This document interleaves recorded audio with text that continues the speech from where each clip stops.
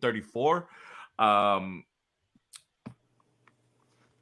guys, we have a home win. Yeah. Yeah, we have a Yeah. home win. We have a home win. We have a win. Then, but before we get to all that, guys, obviously a lot of excitement with that and everything that's going on surrounding the Dynamo. But before we get to that, guys, let me introduce the guys who are with me today. Juan, what's going on, bud? How you doing? Hey man, I'm doing good. Just like you, like a sigh of relief this week. Not sad the entire week because the Dynamo finally won a match. Honestly, great vibes this week compared to what we've had to deal with for the past month. Oh, for sure, man. You can't have said it any better. Andres, what's going on, buddy? I've been pretty good. You kind of spoil it for me, but I've been pretty happy with our first win of the season already. Kind of disappointed by the timing, of course, but man, a win is a win, and we just got to build up from here.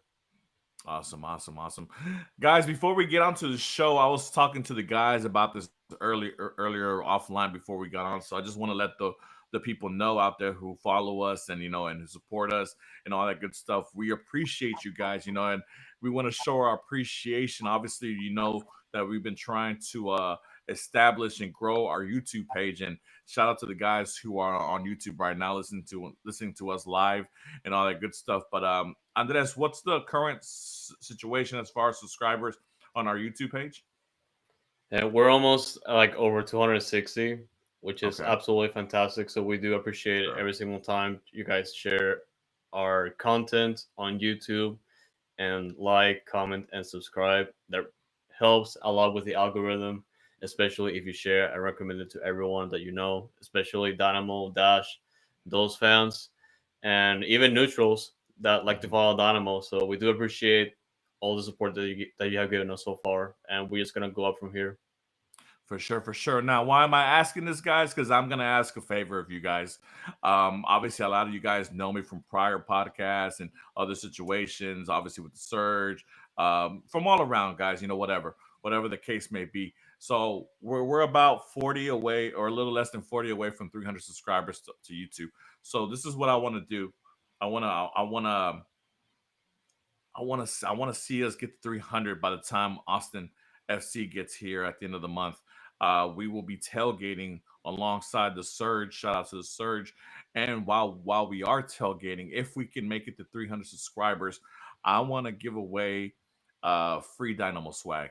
Dynamo merch. I got caps. I got stuffed animals. I got cards, autographs, all that good stuff, guys. But I need you guys to help myself, Andres, Juan, OSG, all the guys that work hard here on Noodle Time to get 300 subscribers on YouTube. So if you can, like I said, follow us on YouTube. Have your brother, your sister, your mother, your lover, whoever get on there, subscribe.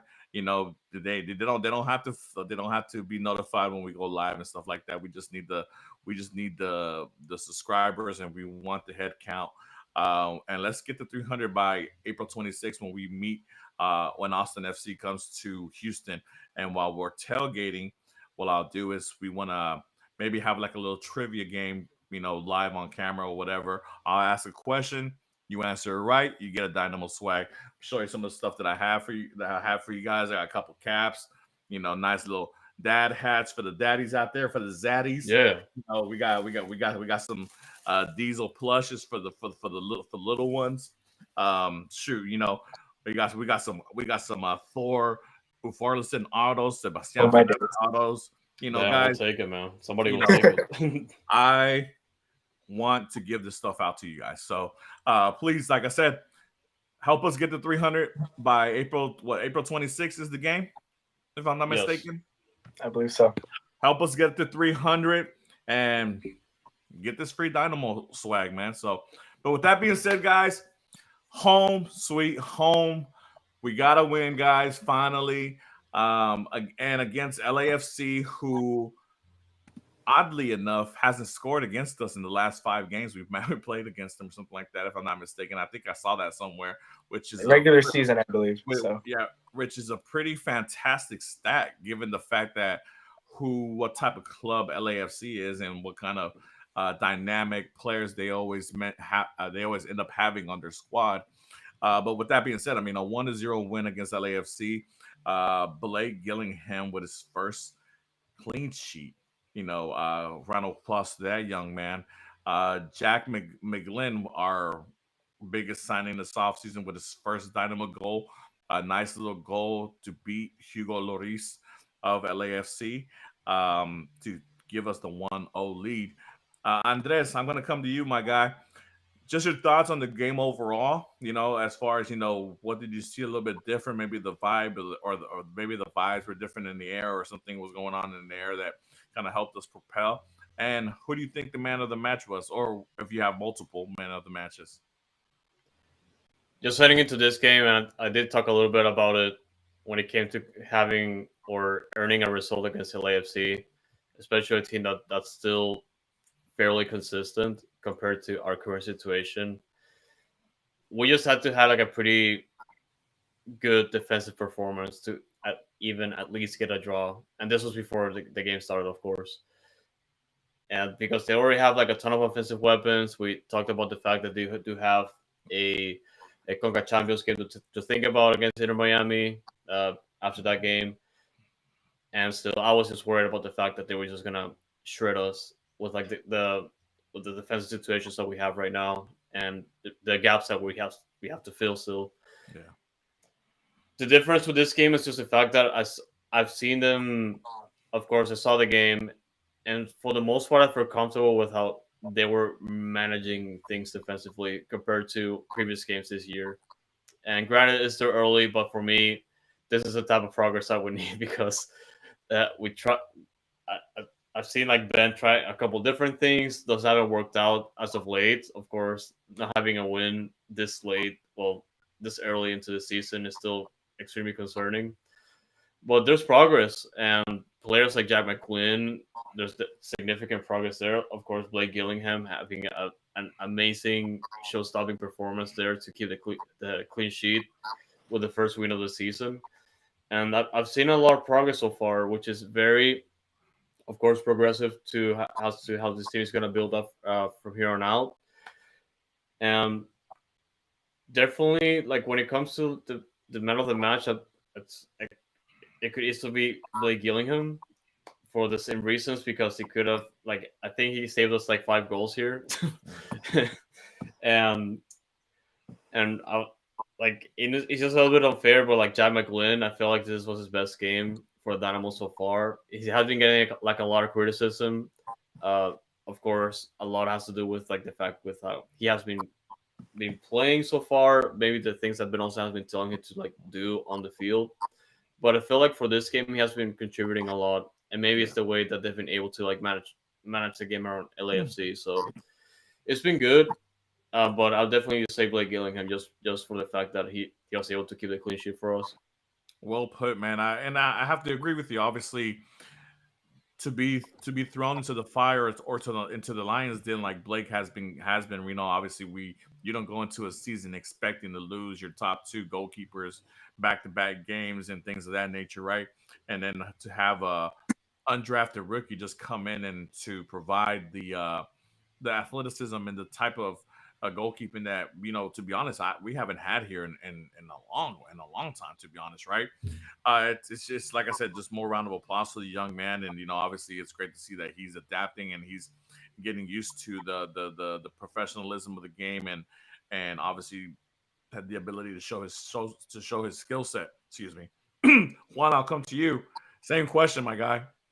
Man of the match. First of all, like a great feeling to get the 3 points.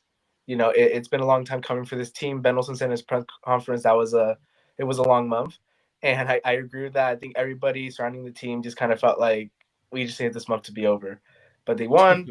And just like you two, I have to say Blake Gillingham was my man of the match. Jack McLean was also up there. I thought Femio Odesu has been getting better each game compared to Yes. what we saw against Inter Miami. Now, there were obviously a couple lapses, but I feel like the improvement has been palpable. But still, like Blake Gillingham was my player of the match. First of all, if you guys have seen the Blake Gillingham interview we did, you would know that he is a dog. Okay, he isn't frightened by the moment, right? He loves these situations. Obviously, he understood that the situation came in wasn't the best. Obviously, starting two goalkeepers down, and he has to step up. But he isn't scared of the moment, and I think you can see that he's very vocal with his teammates. And you can see it when I was at the matches. You could see him screaming, and like you can also see it sometimes on the TV when he's like being very vocal with his back line. And he's kind of been the leader that Femi Awodesu's needed to kind of step up. Eric's already a leader, so I guess it kind of helps you to have a guy that can step in, a rookie, but still show some leadership attributes. So yeah, he was my man of the match. Jack McClin as well, just for the goal. I mean, I've always believed that if you score a goal and your team wins the match, some of your mistakes can be like thrown under the rug. I didn't think he made too many mistakes because he was playing much higher up. But yeah, man, I thought Blake Gillingham delivered another man of the match performance. His second one, by the way, at least in my terms, it was his debut, and now this past match. There you go. Yeah, man. I mean, look, it's it's great, obviously to get that first win off your back, especially after 6 weeks, and then with injuries, and then obviously the frustration of the off season, and then just seeing the inability of the offense not being able to connect, things of that nature. It's still things that are still there's those situations are still there. Those problems still are valid, and those issues are still valid, and those concerns are still valid from the fan base. But obviously winning cures everything, right? And do I think or do I believe the Dynamo are gonna just go on a winning streak? I mean, obviously, I would hope so. I would love it. If I'm being optimistic, yeah, I would love it. But I mean, do I think they're gonna just start rolling off wins? Maybe not. But I mean, at least one of the objectives is gone. You obviously showed up at home, because obviously home prior to this has been dreadful. You got your first win, which obviously it's obviously good, because we were one of the last remaining teams to not have a win. So you're killing multiple birds with one stone, and that's one of the things that I think as a fan base we can hop on and support. Um, Obviously Blake Gillingham, for him to come in the way he has, it's amazing. Obviously Juan mentioned it, the fact that he communicates well with the back line, and has those guys positioned in ways where it helps him defend the goal at a much better rate. That's just obviously it's going to get better over time, depending on how much time he's given. Fermi, obviously coming in as a rookie.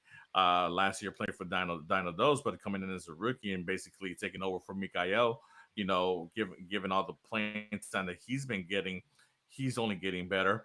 And sometimes you gotta look for that little ray of sunlight when it's cloudy and dark outside, right?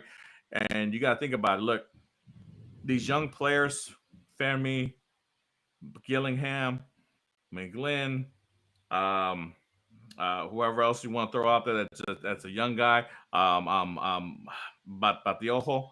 Um, These guys are getting minutes, and it's only going to be better for them. It's going to be better for us, because when we really need them, if we do need them, once we get I guess our new arrivals in, you know, it just gives us more options off the bench, I guess, in case these guys get replaced by somebody else, or or we bring in players of higher talent, or or whatever issues, or whatever the case may be. But like I said, I'm glad that we finally got the win. I love it. Obviously, LAFC had a bigger game ahead of them, and obviously we all know how that ended up being. They got eliminated from CONCACAF Champions Cup by Inter Miami yesterday. So not a good week for LAFC. Anything else you guys want to add before we move on? Honestly, I wanted to also highlight, yeah, Juan already mentioned Femi Awodesu, which we've been saying, I guess we've been saying for like past few episodes that no pressure, but essentially you're the new Mikael. So, and of course, how Mikael started for the first team, he kind of struggled a little bit, and then he picked things up over time. I feel like this is gonna be the case for Femi Awodesu, just because of how he's just like poised to be this defender. He has gonna be a presence over on the back line. I want to mention him and also Junior Urso, because Mm-hmm. from all the games that I've seen him before this one, I felt like he was just like, I felt him like he was out of place, just really like unable to contribute as much as he should, just coming off the bench and with the experience that he has. But I feel like today, just or this game, just playing all the minutes for of the game, I feel like he was more of a presence here, and he gave me glimpses of Hector Herrera, which is great.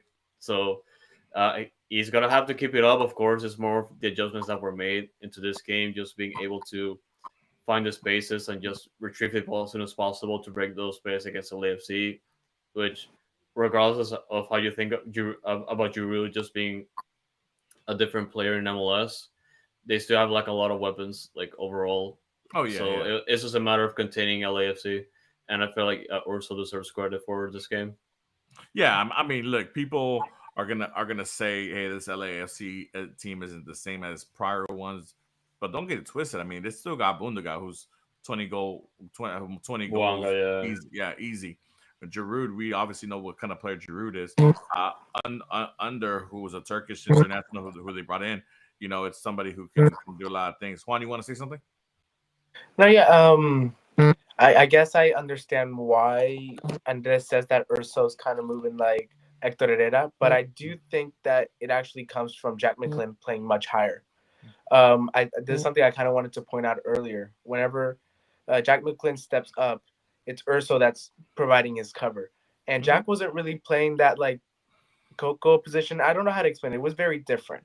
It felt less like the mandatory position he had to cover, and just the space that he could be in. Like the goal that he scored, he was dropped a little bit deeper, and more like a I think like a Mesal or Carrilero type, where he was just dropping in. He got the ball, makes some right combination with Dorsey, and then gets into the right attacking midfielder spot, and then scores that golazo.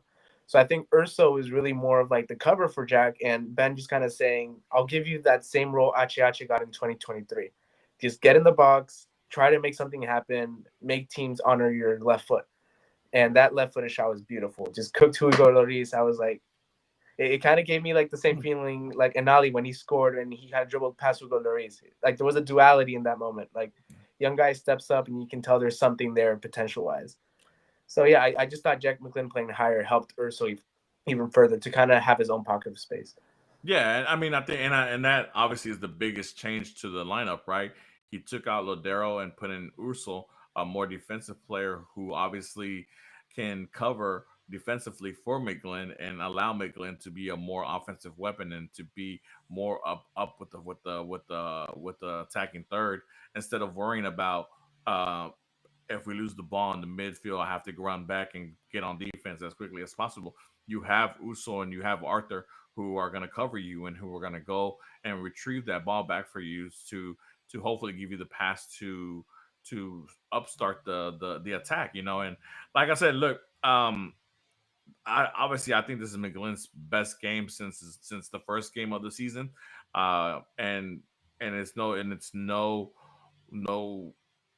no reason why. I mean, obviously the fact that he was given a much more offensive role, so he was much more involved with that on that side of the pitch.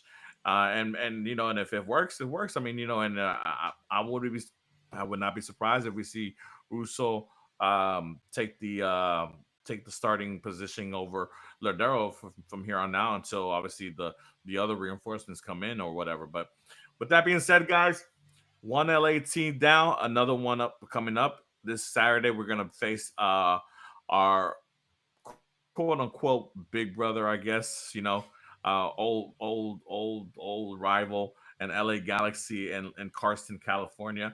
Um, one of the clubs that we can say is doing a little worse than what we are.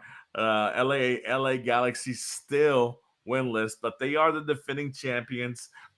They unfortunately lost to Tigres 3-2 here on CONCACAF Champions Cup on Tuesday, and but they kind of dug themselves a hole early in that game, allowing Tigres to score two quick goals to get up on them quickly, but obviously they still show proudness and pride to the fact that they came back and and try to make a game of it against Tigres. So obviously we know that they have the offensive power, they have the players capable to cause havoc against us.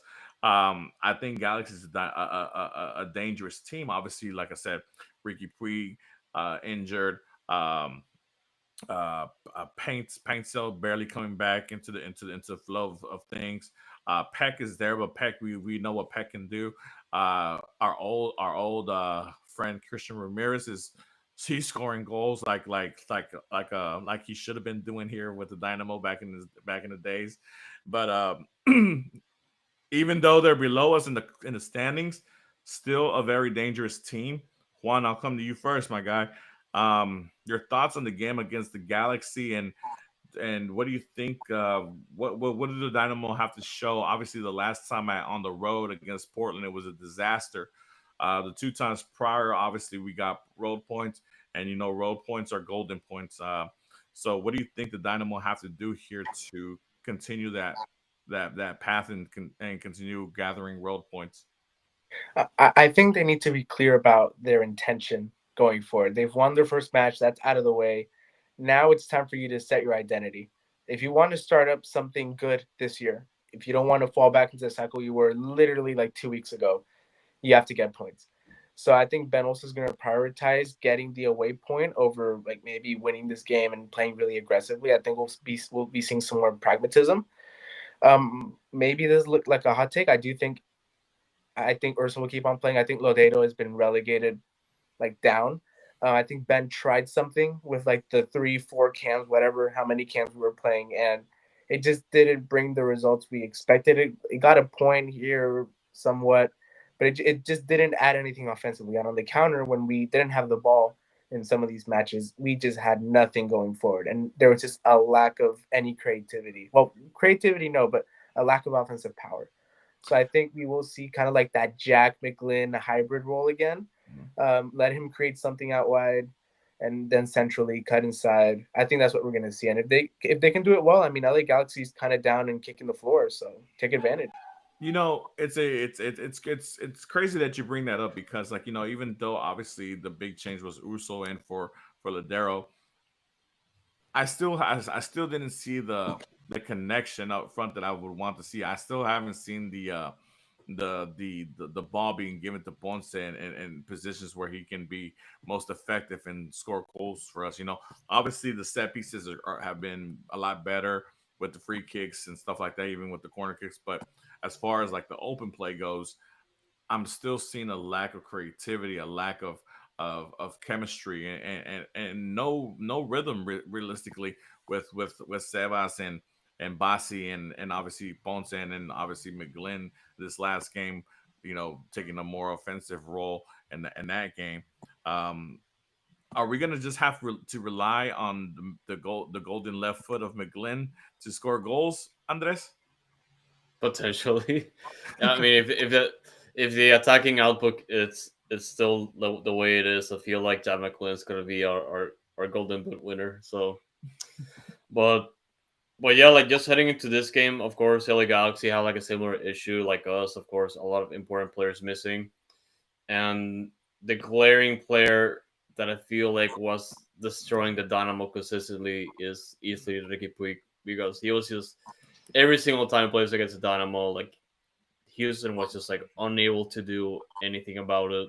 Like he was just like run a highway like through the back line and just create a lot of damage. Of course, he's not gonna be playing this game, assuming that's gonna be the case. So I feel like for this one, they're gonna be looking for a player to fill that role, or at least find someone that can just do that. If they can just find like a passing lane so they can use V Christian Ramirez to just score against Houston, I feel like that's like the best case scenario for them, or at least like the most realistic option. Yeah. Because I feel like for Houston, I feel like it's gonna be the similar game like LAFC. Defensively speaking, they cannot afford to give away like easy balls or just like personal mistakes like we've been seeing all like for the past few games since the season started. So I feel it's gonna come down to that. It's gonna come down to just staying focused on the road again, Mhm. which has been a place where they've been able to get points. Of course, if they get the win here, massive. But Huge. of course, they have to get a goal or two for that. So we'll see. Yeah, I mean it's kind of crazy how Christian Ramirez gets traded like I think the second week of the season, and he just comes in and just automatically. 4 games, 4 goals, like nothing. Showing why the Galaxy brought him in to be that true number 9 that they need up front to hold up the ball and to be that big target for Peck and Pastel and Ricky P whenever he returns. So they're gonna have a dangerous squad once he returns, because that Puig kid he's a menace. He's a menace.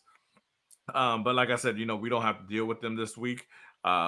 Fortunately or unfortunately, depending on how you look at it.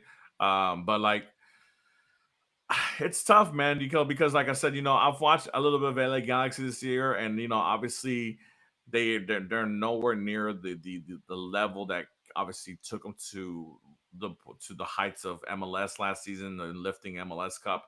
And I feel that the Dynamos should have a really great opportunity here to take advantage of, and at least leave Carson with a point. Now, obviously, if they can go out and win the game, that's obviously would be fantastic. Again, like I said, like I mentioned prior, my only concern is where's the creativity, where's the connection, where's the chemistry, where are the balls being fed to? I mean, as Bonte is not getting fed, so he is becoming realistically just a liability. I mean, all respect to Ponce, man. Ponce goes out there and hustles. He's not the problem. I want to make that clear. He is not the problem here. It's the fact that we can't get the ball to him into a position where he can be most dangerous and score goals. But hopefully we can figure something out, man. Because obviously it would be great to have a little bit of a winning streak here going along, and going back to back against LA teams is something that's always good to go with. Juan, you want to give me a prediction for this game? Yeah, I'll say, since I like to be optimistic, kind of maybe balance out some negativism. I'll say 1-0 Dynamo.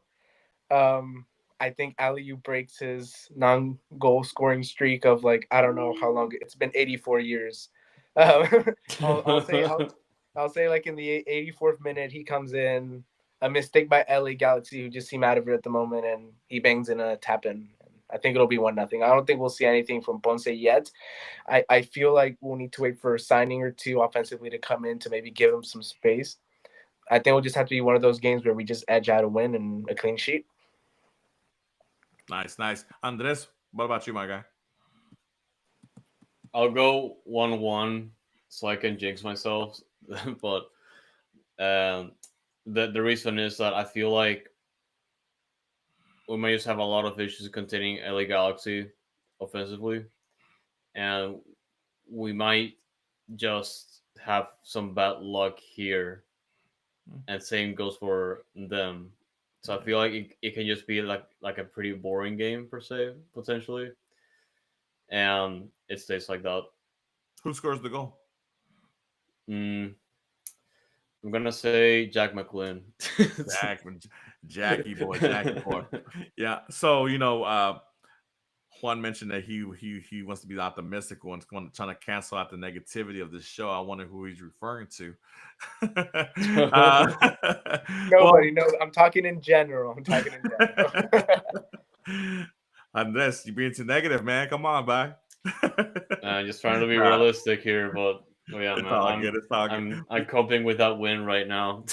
Yeah, yeah. So I'm gonna be a little optimistic here. Obviously, like I said, I think LA Galaxy is on the verge of turning their ship around. I think they showed great passion and pride, like I said, against Tigres this past couple of days, a couple of days ago, and obviously they're starting to learn how to play without Puig, which makes him dangerous, because obviously when he gets there, it makes him even more dangerous once you get a player of that caliber to come back. But I'm gonna go with Andres here, and I'm gonna go with the tie, but I'm gonna go 2-2. I'm gonna make it a little bit more fun. Okay. Maybe a 2-2 tie. All right. Unfortunately, I think our old friend Christian Ramirez kills us with a brace of his own. But I think Ponce gets his second, and I think we get I think we get an Eric Header All right. off a corner or something like that. You know, Okay. I'm feeling a little frisky here. So, Nice. so hopefully, like I said, Juan says there's gonna be 1-0 win. Um, who scores the goal? Ali, you off the bench. I've been Oh, saying this for Ali. like Oh I've been wow, Oh no, saying this yeah. you. for a Oh year. wow, wow, wow. I forgot that. I've That's been saying this that's for 7 months, man, and it just You, hasn't come true. I'm starting you to have think I'm to the speak it to problem. existence, and that's you have to say it a lot of times that's so it bold. goes, so That's it bold. happens. That's bold right there. Hey, Ali, you scores, man. Phew, Juan, you might be invited to the next week's show and every other week. Exactly. Andres goes with the 1-1 tie, having you said McGlynn Yeah. saving us again with that golden left foot of us, and I'm going with a 2-2 tie, Ponce's strike and Eric header to hopefully bring some points back to the with the Dynamo on the road. But guys, speaking of LA Galaxy, um we're bringing in for a former LA Galaxy player and Jonathan Bond, who currently was with Watford as a goalkeeper for them in the English Championship League. Um, Unfortunately, I haven't had the chance, and Andres, you probably can help me out with this. I wasn't sure of his role with Watford, if he was a starter, if he was the backup. But regardless of whatever situation he was in, I'm thinking he was the backup at Watford, if I'm not mistaken, and you can correct me if I'm wrong. But I'm pretty sure he's coming over here for the opportunity to obviously come and start. And obviously we know a lot about Jonathan Bond during his time with the LA Galaxy, some successful seasons underneath his belt with those guys. Somebody who's familiar with the league uh, and has had a lot of experience in the league. Now, obviously, we spoke highly of Blake Gillingham and his clean sheet and how quickly he's been able to adapt to the professional league and do all these great things and his athleticism and all that great stuff. But obviously, with any with any club of substance and any club that has desires to improve, you have to you have to provide constant competition when it comes to your positions, right? So even though as fans we're infatuated and we're in love with Gillingham right now, we have to give him, competition for that position. It can't just be handed over to him, with such ease. And obviously, we know that Jimmy Mile will be back soon and things of that nature, and we'll see how the goalkeeping carousel goes, depending on how obviously Gillingham um, performs. But Andres, your opinion on the Jonathan Bond signature? What do you think about him as a goalkeeper? As far as what you've seen in the past with him with the Galaxy, I don't know if you watched him with Watford in the English Championship, but your thoughts on Jonathan Bond as your new uh, goalkeeper for the Dynamo? I do recall Bond only because of the 3 seasons he spent with the LA Galaxy before going to Watford, and from what I've gathered in his last season so far, like he was, like you said, he was mostly just backup, and the time that he had playing or like the opportunities he had to prove himself, apparently he was just like lackluster or just like really inconsistent Hmm. at least. And of course, when you hear that's kind of concerning for like if you're a fan and see that we're just signing a goalkeeper that may not be informed already. And I want to say like he was. I feel like from the performances that I've seen with the Galaxy like a few years ago, I feel like he was more like he was performing well in most games. And I feel like here we still don't know the details of the transfer so far. But I'm guessing if we are getting this type of keeper right now, for me, from what I've seen so far, or like the way we deal with the market, we probably just got him at a pretty big discount. So we'll definitely see.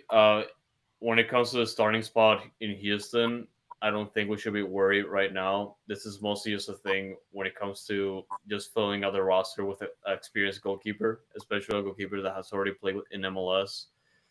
And Blake Gillingham, this is his spot right now. I don't. There's absolutely no reason why he should lose it. Blake Gillingham. Yeah, for sure. Juan, your thoughts on Jonathan Bond? I think the necessity is clear. I mean, right now I saw a picture. It was Pedro Cruz and Blake Gillingham are only two available goalkeepers right now for Houston Yeah. Dynamo Football Club. Pretty telling of the situation at goalie. Love both of them. I'm sure they're both going to do great things, but you just need another goalkeeper. So whether he starts or not, I think it really depends on Blake Gillingham. I hope at least that Ben Olsen's going to say like, we got this guy coming in, very experienced in MLS, played for Watford, but at the end of the day, Blake, you're the one that's been playing our minutes recently, and you got our first win, so it's your spot to lose. At least that's what I hope will happen. I also wouldn't be surprised if Jonathan Bond just starts if he's playing good in practice. But who knows? I don't know what Ben Olsen's gonna do. But I do think it's a good problem to have between like a young rookie that's been popping off recently and someone who has experience in the league. And I saw a post of like LA Galaxy fans reacting to Jonathan Bond coming back to MLS, and they were all like, we missed that guy. Like he was actually not that bad for them.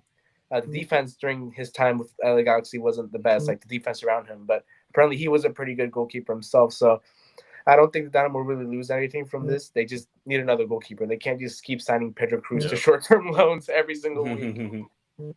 Yeah, I think he has like only two more opportunities where he could sign, and he has to be permanently on the first team after that. But yeah, look, guys, like I agree with everything both of you just said. Obviously, I think Bond brings familiarity and obviously experience that we obviously lack, and he's had good moments in MLS. Now, whether or not he can showcase and show Ben Olsen that he is deserving of the spot ahead of Gillingham. We'll wait and see on that.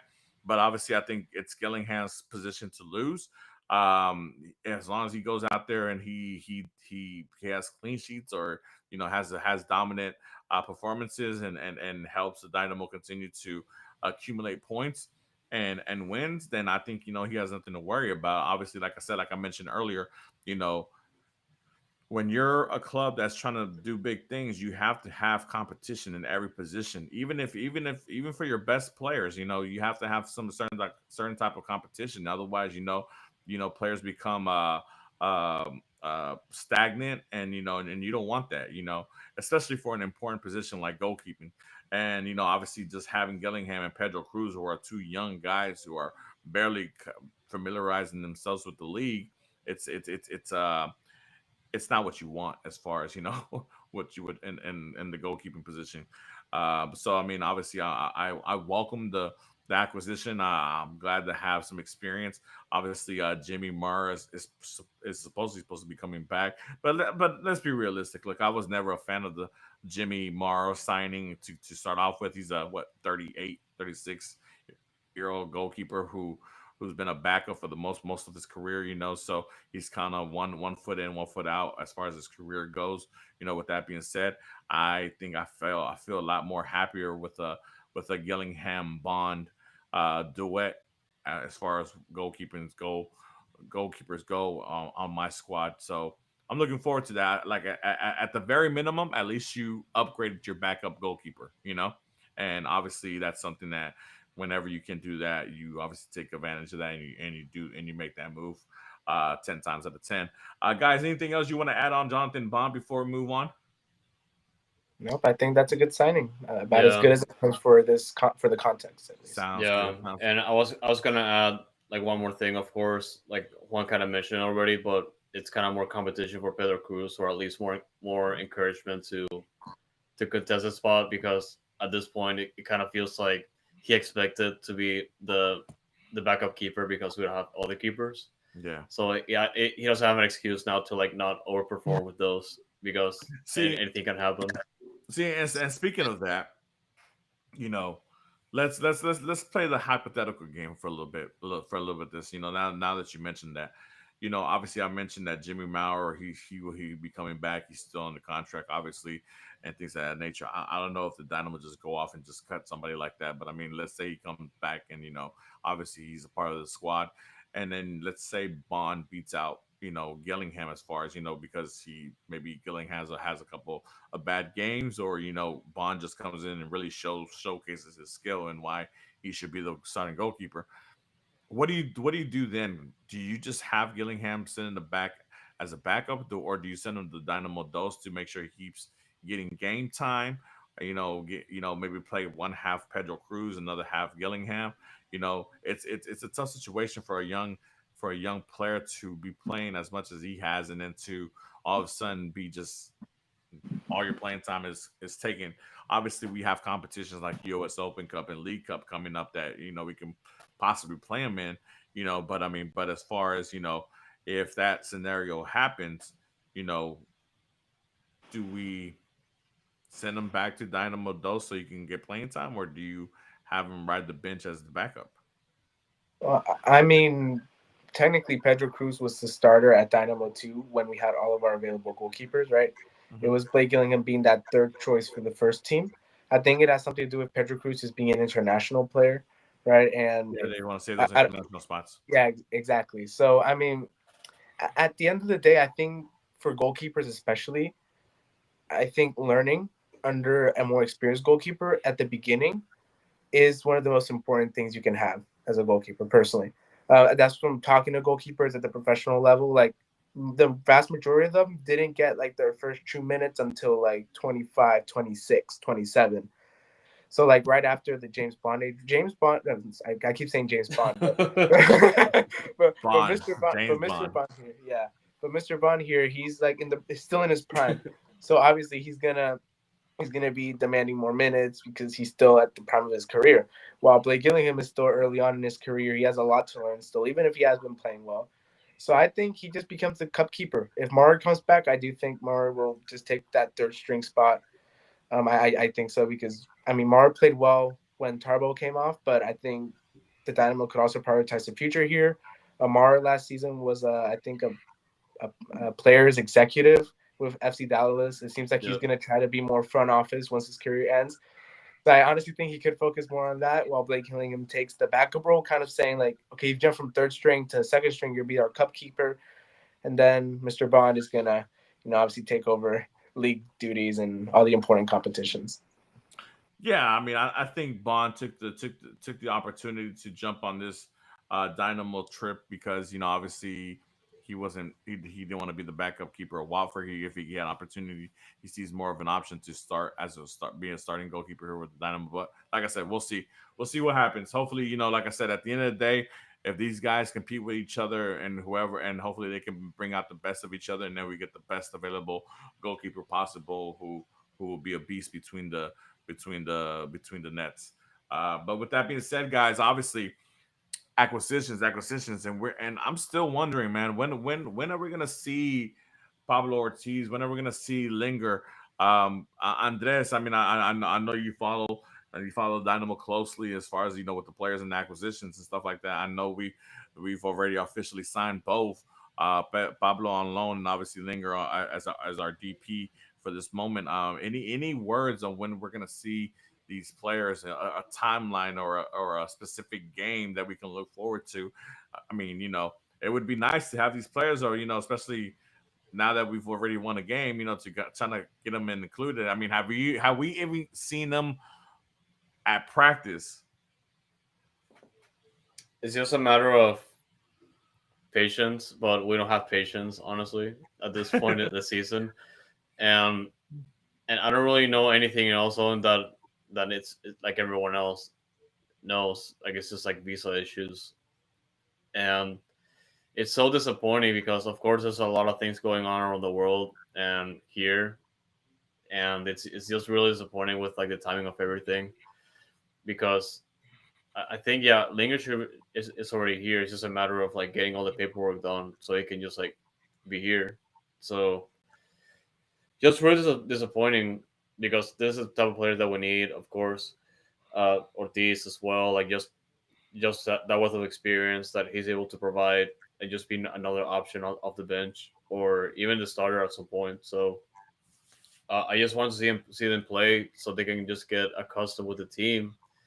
But I feel like we're just wasting time here with like the timing of everything. And of course, it's not the Houston's fault. It's what it is right now, and it's just really disappointing and upsetting for me. Yeah, I mean, like I guess patience is a virtual here, but obviously when we have a start to the season the way we've had, and And obviously we're not at the best standings. Obviously we're coming off a win right now, and it's all exciting and everything. But I mean, but let's not kid ourselves. We're still bottom third of of the league, and that's not a good place to be at after 7 weeks of match play, right? And obviously, when once you've already signed these players and have announced them, you know, as a fan base, you're ready to see these players, and hopefully they can make a difference. They can come in and light a fire under the Dynamo's ass or something like that. Obviously, like I think the main thing that we've been speaking about in this show today is the lack of creativity and connection with Ponce, and I want to see if Linger can get some chemistry going on with Ponce. Because like I said, the sad thing about Ponce's situation is I believe Ponce can be a 20 goal plus goal scorer for us. I truly believe he can be. I think he has that skill set, but but if you don't have anybody giving you the ball or feeding you the ball, it's pretty hard to get goals. As you can see, I mean, the only goal he has is one off of a set piece. So it's tough to be in that situation, especially all the hard work that he puts game in, game out, and to come out empty-handed. It's devastating, and it's going to start getting to his confidence, and you would hate for his confidence to be low when new players are coming in and potential players that can really help his game. So hopefully he still stays committed and still stays positive, and doesn't lose the confidence that I feel he goes out there with game in game out. Juan, any chance you might have heard anything? I haven't reached out to my people regarding when they're coming. Obviously they're in a very tense time, so I've been kind of leaving them alone. As with this stuff, obviously they're trying to fix things, and obviously they're working very hard. I think Ortiz comes in a couple weeks. Same with Linger. Just they're both foreign players. You never know. The timelines are just wonky. But I do think Linger specifically, I'm personally very excited for. I know there was like a mixed reaction. Like on one hand, everybody was like, finally the DP10, everybody's been talking about for like feels like forever. It's finally here. But on the other hand, it's like it's probably one of the cheapest DPs you could have probably gotten, and you'll probably buy him down with some TAM later on this year, whenever you want to use it. So it's like I think of him like as an Artur type DP because technically right now we're playing with two DPs, Artur and Ponce, just for a league finance restructuring. It's for the that stuff's for the nerds. But I think at the end of the day, it's the 10 you wanted, or at least that I believe Pat Onstad wanted, that Ben Olsen wanted. All of them had to pretty much sign off on the signing. So I think what he'll do, he'll probably add some verticality. Everybody's kind of already been saying that, but I think it'll also give Ponce some space, kind of be a deep lying forward. He like Linger makes a run inside. Jack McGlynn's obviously like maybe feinting to deliver that ball into Linger, and then you see Ponce with a lot of space, in front of the box. I legitimately think there could be some cool plays that happen there because Jack McGlynn, as we've seen, he has a really good left foot. But something I've also kind of seen from Ponce is even though he doesn't receive much of the ball, I don't feel like he gives himself too much help himself. Like sometimes he doesn't make the right run at times. But this past match, actually, when Jack McGlynn scored his goal, Ponce's movement was critical in giving Jack the space. So I just want to see more of that from Ponce because if he can make those runs into the half spaces, if he can know when to stay back and let a player take advantage of the space that maybe he could have covered, adding someone like Linger, who, like, for better or worse, will create chaos, because that's just the type of player he is. I do think Ponce can kind of feed off that unpredictability or like a loose ball. That's kind of my expectation. Sorry about that, guys. I think my thing is disconnected by accident. Um, um, no, I totally agree. Totally agree. Um, Give me a second, guys. But yeah, with that being said, obviously, hopefully it's sooner rather than later for these guys. I want to see them soon, and participating and obviously helping the Dynamo get themselves out of the gutter in the league. But with that being said, guys, a lot of talks about big European names coming over to the league. Um, Thomas Mueller, who we all know, Bayern Munich, German legend, World Cup winner, numerous Bundesliga titles. Uh, the resume is long, right? Kevin De Bruyne, we just find out Inter Miami has discovery rights. Of course Another they do. another superstar, Belgian player, Champions League winner, Premier League winner multiple times with Man City, Man City legend. The resume is long. Uh, Antoine Griezmann, who's another one who obviously we've talked about uh, prior shows. World Cup winner, France legend, Atletico Madrid legend. A great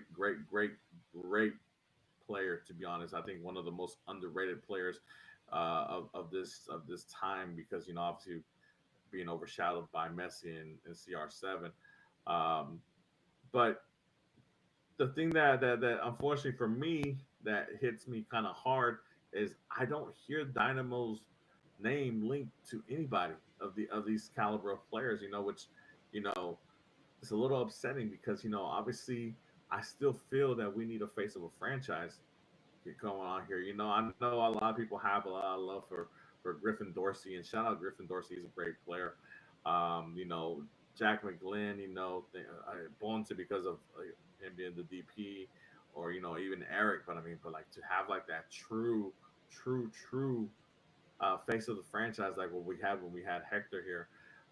It's missing, man, and I feel I feel a little bit just frustrated. Maybe it's the word that I never hear the Dynamo's name linked to these type of players, and it's frustrating as a fan, as a supporter, because I feel like, man, you add a Thomas Mueller, even though obviously we know he's 37, 38 years old. I mean, dude, you don't think he can connect with Ponce? Kevin De Bruyne, I mean, or Griezmann, Dybala, or whoever, I mean, it just, I mean, the possibilities are endless. I mean, sometimes I feel like the answers are right there for Pat in the front office. It's just whether or not they're willing to invest the money in these type of players. It's like it's just kind of head scratching sometimes because obviously, when you bring up players of that caliber, I mean, obviously it comes with a high salary, but it also comes with jersey sales, your stadium being filled more, um, you know, marquee matchups, marquee times, more exposure for your brand and for your club. So I mean, it's kind of I get a little back. Um, Andres, your thoughts on just the fact that you don't really hear Dynamo being linked to these type of players. Is it frustrating as a fan? Is it whatever? Or you don't care as long as they're bringing in players with talent, or what do you think? Your thoughts on it? From a fan that has seen a lot of players come into MLS, it's for me like with 100% honesty, like for me, it just feels disappointing whenever all these like big name players come into the league, and of course, like we kind of all know the reason why. It really comes down to a lot of factors. Of course, the first one being ownership, the other one being the market, and of course, the De Bruyne news kind of came in. That Inter Miami has the the discovery rights, of course. I don't know how they're gonna work that out, but I feel like it comes down to one of those reasons because, of course, when we start with ownership, they're the ones that put in the money and set the project for the player to try and come in, kind of like what we did with Hector Herrera.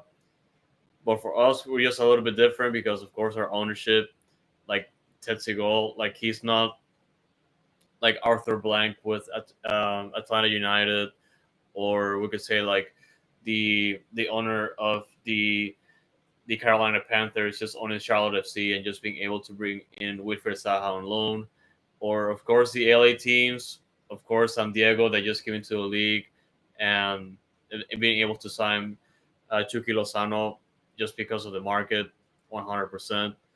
It really comes down to a lot of factors, not just ownership but also market. If you're just able to tell the player, like if you're California, for example, hey, you're gonna live in LA or San Diego, and we're also gonna give you a lot of money. Would you agree with this contract? Of course, everyone's gonna say yes because you like to live in California and you have a pretty nice place to stay because of your contract. Miami, same thing. You're in Miami, but of course you have the incentive for playing with Messi. Everyone's gonna try to sign a contract with you just because Messi's there, and also the bigger teams are usually able to bring in more money for the big name players because they're gonna get paid that type of money. For us, it's more difficult because, of course, it's Houston. It's not attractive to a lot of foreigners that want to play in the states because Houston is Houston. Of course, we have a lot of issues with like once like do you want to come to like California or you just want to like come to Houston, you know? But of course, there's ways to like bring in the player. Of course, the main one just being money. But I mean, but yeah, Respect like H Town, bro. I hear what you're saying, and I've heard that before. But to be honest, I think it's complete BS. And I'll tell you why. Look, obviously the glitz and glamour of Los Angeles and what Los Angeles provides, as far as like you see movie stars and all that bullshit, whatever. Fine, okay. The traffic is worse out there. Pollution sucks out there. Whatever, blah blah blah. I mean, it is what it is. New York, obviously, business capital of the world. A lot of the big corporations are up there. You're minutes away from people who can provide a lot of opportunities as far as marketing, etc., branding, and all that stuff right there. So obviously, New York is that, right? It's the number one global city in the world. Miami, because the glitz and glamour of Miami, South Beach, beautiful women, beautiful cars, Messi, obviously now, David Beckham, cool. But I think we sell Houston short, man, and I think it's the club's job to showcase the city too. Like look, dude, you can't tell me that Hector Herrera didn't have a great time in Houston, dude. I've seen Hector Herrera in just about every suite possible and every venue possible when it's come to big concerts like Peso Pluma or Grupo Frontera or whatever. Any big event, I seen them courtside at the Rockets game. I seen them at the suite at the Astros game. I mean, you're telling me this guy did not have a fantastic time in Houston? I call bullshit. Like it's the food is fantastic here. The atmosphere is fantastic. The only thing that sucks about Houston, realistically, is the humidity during the summertime. But at the end of the day, I mean, shit, you get the same humidity in Miami. You know, no, yeah, obviously, it's great that you got sunny beaches and stuff like that to counterattack it. But I mean, it is the same thing. I think it's the job of the club to sell the city as well. You know, I yeah, think you know dude, Houston is known. Like, dude, Kevin De Bruyne comes from Manchester. Is playing in Manchester. I've been in Manchester. Manchester is, with all the respect to Manchester, it is fucking sad there, dreary. And excuse my language. It's dreary there. It's raining all the time. It's gloomy as hell. Like, like we've had a beautiful week. I mean, dude, today was a beautiful day. It's a fantastic day out here in Houston. Like we need to sell ourselves. Like the club needs to sell the vision of Houston and all the stuff that's coming along. Dude, we're gonna host the Gold Cup final. We're gonna host 7 World Cup games. We're in it. I mean, Houston is known. Houston is known. It's just why isn't the club selling Houston? Like why is it so hard to sell Houston to these big players, these big name players? Um, obviously the Hector Herrera thing was something that kind of aligned really well for us because Mexican players played in Houston. Mexico plays in Houston like every year, so I mean, he's aware of the surroundings and the support that the Mexican national team has here. So and things of that. So that worked out perfectly for us. I mean, I don't understand why we can't be linked to a Thomas Mueller or to a Kevin De Bruyne or a big name player. Because I think, to be honest, and this is not just because I love my city, but I mean, but Houston, I've been to all these other cities. Yeah, they have some great things. Don't get me wrong, but Houston has some fantastic things as well. You yeah. know, And you I know. was gonna get to that because you set up some extremely well great points, and my point was that they are or the club is supposed to tell the player about the project and just convince them to come here. It's not just a matter of like if the city is ugly or nice. It's of course you have to tell the club like, hey, we've been working on this. Hector Herrera was on board for a while, and just trying to convince them because the factor that also plays a hand here is just it could just be like a balance in between money and the desire for the player to come here if you convince them well enough. So it's both. Yeah, Honestly, 100%. So and look, yeah, I understand that it's a high risk, high reward type of thing to sign a player of this caliber. Look, rumors are that if Kevin comes here, he's asking for a salary equal to or around what Insigne is making for Toronto FC, which is about 15 mil a year, right? And unfortunately for Toronto FC, the whole Italian project has been a complete fail for them, right? And after Javinko, yeah. a lot of money lost.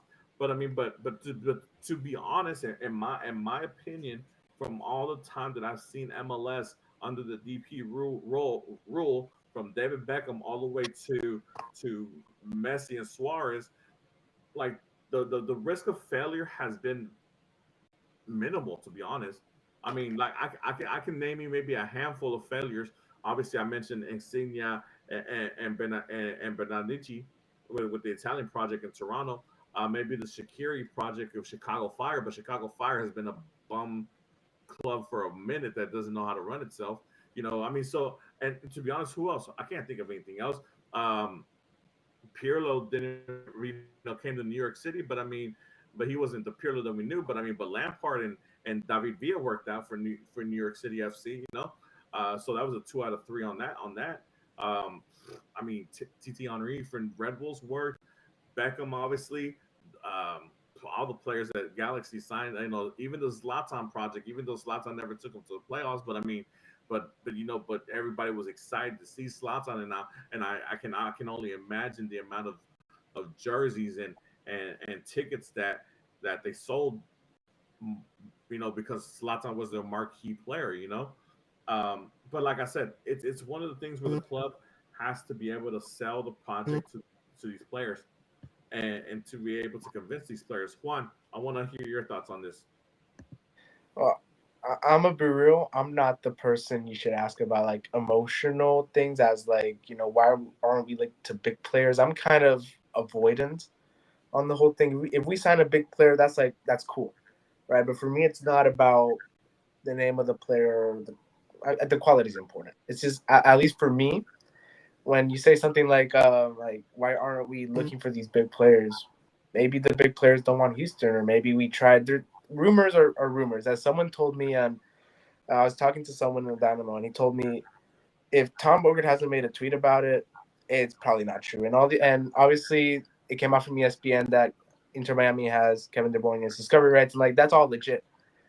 But most of the time, when I see like people 35 age plus, twilight of their careers, saying they want to make a move to MLS or something like that, it could be us. Most of the time there's no like club talked about. Usually it's like Griezmann, always linked to the LA clubs. But aside from that, I've seen a lot of like rumors about big players coming to MLS, and they don't mention a team.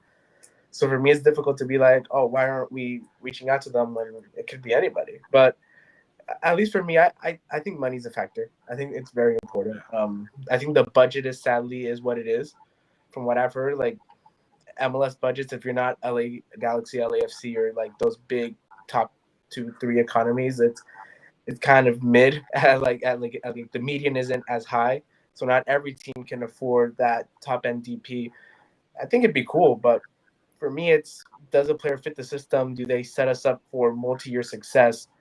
Do you want a one and done? Because I feel like 2023 and 2024 were like the years for the Hector Herrera and Coco Karski and Mikael to kind of like see how far they could go before you eventually sold them for profit, or in Hector Herrera's case, let them go. So I think it'd be cool to bring in a top level player. But for me, I don't really care too much about being linked to him or that. It's not my thing. No, I mean, look, and I agree with you. The obviously the end goal is to have a successful franchise to that's a playoff contender, a championship caliber team, and things of that nature, right? But obviously, a lot of these teams, like, look, before Messi, I mean, and obviously Messi is Messi, right? I mean, you can't compare anybody else to him, but Inter Miami before Messi, I mean, look, they signed Uain, they signed Pizarro, they signed different other Matuidi, players internationally known, and it didn't work out, and obviously for them, once the whole Messi thing came, like it turned their franchise completely upside down and has made them what they are today. I mean, they're the premier franchise of the league, Like, and another thing is like, persuading players because of where it's at. Like, look, man, players are going to Saudi Arabia and playing in the middle of the desert because they're getting paid life Insane amounts of money. Absolute money, Insane. like all the money, like life any It's any insane. amount they get paid tripled out. Like, exactly. It's, yeah, it's life changing money. So the players can be sold on playing in Houston. So I mean, and the thing is, like I said, a lot of those players who are currently playing in Saudi Arabia are looking to get out of there because they've already made the money they need to make, and they don't really enjoy playing in that environment because there's no environment over there. They see MLS is growing, they see that the U.S. crowds are growing, they know they can live a good lifestyle where they're not recognized all over the place, and they can go hang out with their people outside and go have dinner, and nobody's gonna bother them because most of the people don't even know who the hell they are. So it's a great life for a player of that caliber who has been spending their whole lives, having to duck paparazzi and it's all this stuff and all this other crap. But like I said, it's just it's one of those things that obviously a lot of rumors, like Juan said. I mean, rumors are rumors. Some can be true, some can be false, some can be narratives thrown out there by their agents. Whatever the case is.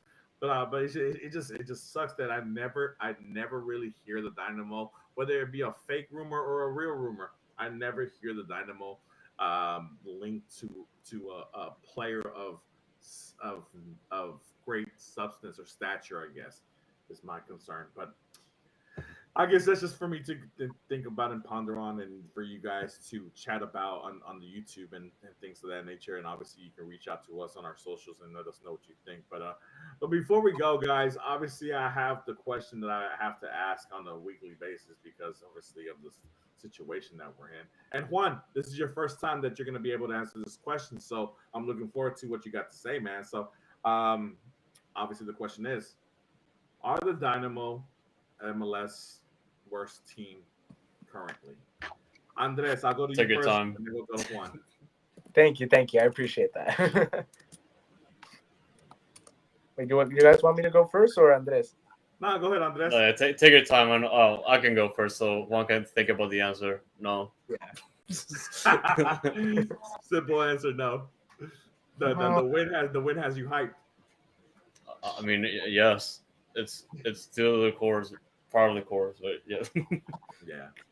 I I'm mean, I can agree. Look, I see what's happening with Sporting Kansas City, and obviously I mentioned Toronto with the Italian project just being so sorry, and obviously all the money they've invested in that, being and then Montreal, boy, it ain't good to be a Canadian team unless you're Vancouver. yeah. Yeah, Juan, no, Vancouver is just like something else right now. yeah, Vancouver's something else right now. It's a great story. Juan, are the Dynamo the MLS worst club? No, no, not even close. I'm a real no. And I haven't really. Maybe after the first 4 games, I remember I made the tweet about us having the worst start in our team's history. Ask me then, I'd say, yeah, things seem kind of bad. But I'm gonna be real. I was kind of doing some analysis at like I was kind of rewatching the games like a lot, especially the first couple ones, seeing just what went wrong. Miami was just a horrible loss. But that first match against FC Dallas, I do feel like we got stifled. I do think if a couple things just went a little bit differently, not even better, just differently, like I think it was the second goal. We just got so incredibly unlucky when we had the ball. I do feel like that could have easily been 3 points. And looking at if just that one game switches, looking at like the standings right now, we go from 5 to 8 points. That's a point off Los Angeles, a point off Salt Lake, 2 points off San Jose, and 3 points off Colorado and Dallas and Portland, who are all in between fifth and seventh. So theoretically speaking, we're like, and also all the injuries. I know you said currently, but I just don't think we're the worst team in MLS, considering that I feel like we probably deserve to get a win in that tough stretch, especially in the beginning against FC Dallas. In my opinion, I felt like that was a game where we should have won. So Yep. considering that, kind of like in my imaginary tally, I don't think we're the worst team, especially when you look at the Eastern Conference and like the bottom teams. Dios mío, they need a prayer. Yeah, I mean, look, like I mentioned prior, I have to agree with you. I don't think at this moment we've climbed off that little hole of ours, and we're not the MLS worst. I mean, like I said, Toronto with all the money invested in the Italian players to still have no wins. Montreal is another team that's unfortunate for them. I don't know what's going on with that club. I think it's a lot of has to do a lot of with their ownership and just front office. I don't know what's going on with them, honestly, to be honest, and why they're doing so badly. Um, Sporting Kansas City, end of an era with Peter Vermees. It's just that's what happens. You have somebody who's been there for a long time and that you have so much success with, and sometimes they run out of style. I mean, and that their style is that style wasn't a winning formula anymore, and they got pretty big shoes to fill there in Kansas City. But yeah, I agree. We're not the worst MLS franchise at the moment right now. So hooray there, guys. Obviously we come to the end of the show, but before we go, Andres, let everybody know where they can find us or where they can hit us up at. Yeah, man. Just before I do that, I just want to give a shout out to everyone that has been tuning into the show live, especially for this episode. Of course, shout out to Rushan, Giuseppe Lara, Dago Rodriguez, Jarotado, and yeah, man, just a shout out to you guys because you've been. Oh, and even David. David is here. Yes, Hey, sir. what's up, Wooden Dave? spoon contenders, of course. Oh, I my mean, we're favorite. still in the race technically, but I doubt it. but yeah, shout out to David too, and thank you guys for chatting in the chat right now, and throughout the hour the episode has been going on, and once again, your support means a lot to us, so we appreciate it always. And of course, you can always catch your content whatever you listen to your podcasts, and also on video form through YouTube if you search Foxtrot TV. Also on goals.tv/at Dynamic Foxtrot. We're going to be there no matter what. Just any platform, man. Just search in real time, Foxtrot TV. You're going to search us no matter what. So, no, you're good, David. He was just apologizing, but no, you're good, David. We appreciate you still. But, well, yeah, guys. Like we said before, all season long, we're going to be here no matter what. Like, if we go now, like 1-33, we're still going to be here. So yeah, man, and and Rosala asked like when our podcast usually again. We do have several episodes going on on a weekly basis. So we usually just have Dash Dispatch going on like usually on Mondays, sometimes Tuesdays depending on the scheduling. And we also have Instant Ramen coming over like every not once in a while depending on the scheduling on our end. And Noodle Time usually comes out on Friday now. We should have this recorded on Thursdays and have it out as soon as possible. And yeah, usually like at least 2 episodes a week. And we're gonna keep putting out more content like over time. So just stay tuned. Nice, nice, nice, guys. And with that being said, like I mentioned before, guys, we're on a mission to 300 subscribers on our YouTube page. Like I said again, if we can hit that on April 26th during the Surge tailgate, we will be handing out Dynamo goodies. All you gotta do is just answer one trivia question of the Dynamo, nothing difficult, and we'll be giving out Dynamo swag as far as hats, plush toys, cards, autographs, all that kind of stuff. So if we can get to 300 guys, I will be more than happy to give out this swag and all this stuff and all this great Dynamo stuff that we have. So help us get there, guys. I need to throw out my shout out too. Shout out Kiki Van Santen. Yes, Guys, thank you yes. again. Always. Guys, thank you again for showing your support and appreciate all the love and hate. Hey, some people hate watching this. All good, but it makes us up as always.